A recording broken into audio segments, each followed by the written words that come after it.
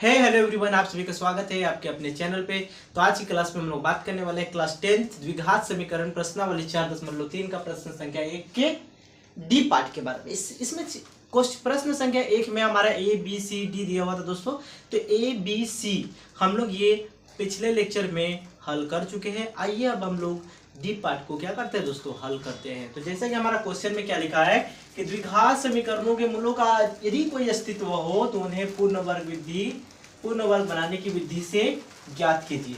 तो आइए दोस्तों हम लोग इसको कैसे बनाते हैं देखते हैं। इससे पहले वाला लेक्चर में हम लोग बहुत ही 3 प्रश्न इस तरह के क्वेश्चन को हल कर चुके हैं।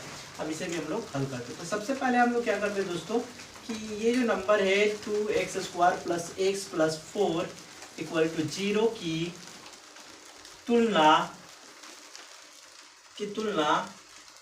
ax² + bx + c = 0 से करने पर। ऐसा हम लोग क्यों लिखते हैं दोस्तों, ताकि a b c का मान हम लोग को पता चल जाए। तो इसलिए हमारा a बराबर, देखिए x² का कोफिशिएंट a है, यहाँ पर x² का कोफिशिएंट 2 है, इसलिए हमारा a बराबर कितना हो जाएगा 2। इसी प्रकार b बराबर कितना हो जाएगा, कुछ नहीं तो यहाँ पे 1 होता है तो 1, और c बराबर हमारा हो जाएगा यहाँ पे 4। तो इस तरह से हम लोग ए बी सी का मान निकाल, ए और बी सी का मान क्यों निकाला दोस्तों, क्योंकि हम लोग जब डी का फॉर्मूला लगाते हैं तो उसमें ए बी सी का मान की जरूरत पड़ती है। चलिए अब हम लोग निकाल रहे थे डी, मूलों का अस्तित्व है या नहीं है वो हम लोग डी की फॉर्मूला से विभक्तर से पता करते थे। तो डी बराबर होता है b² - 4ac। अब देखिए दोस्तों डी जो है बी की जगह पे हमारा 1 का स्क्वायर -4 इंटू ए जो है हमारा कितना है 2 है, और सी जो है हमारा 4 है।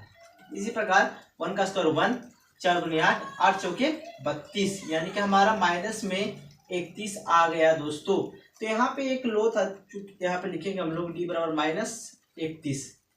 अब देखिए हम लोग डी बराबर क्या है -31। तो मूलों का अस्तित्व कब संभव होता था, जब हमारा डी जो है 0 के बराबर हो, या फिर डी जो है हमारा 0 से बड़ा होता था, तब हमारा मूलों का यहाँ पे क्या होता था, अस्तित्व होता था। जैसे हमारा डी का वैल्यू हमारा माइनस में आ जाए दोस्तों, यानी कि डी 0 से छोटा आ जाए, तो ये हमारा मूलों का अस्तित्व नहीं दिखाता है। ठीक है, तो हम लोग यहाँ पे लिखेंगे चूंकि डी < 0, सो इसलिए हम लोग यहाँ कह सकते हैं कि दिए गए द्विघात समीकरण के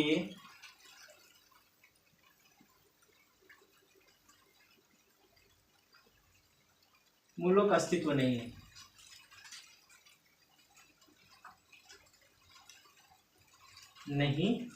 है। तो यहाँ ये क्वेश्चन हमारा यहाँ तक, जब मूलों का अस्तित्व है ही नहीं तो पूर्ण वर्ग विधि आगे हम लोग लगेगा ही नहीं। तो दोस्तों अगर वीडियो समझ में आ रहा हो तो वीडियो को लाइक कीजिएगा, और चैनल पर नए हो तो सब्सक्राइब कर बेल आइकन को प्रेस कर दीजिएगा। तो आज के लिए इतना ही दोस्तों, फिर मिलेंगे नेक्स्ट लेक्चर में। Thank you for watching my video.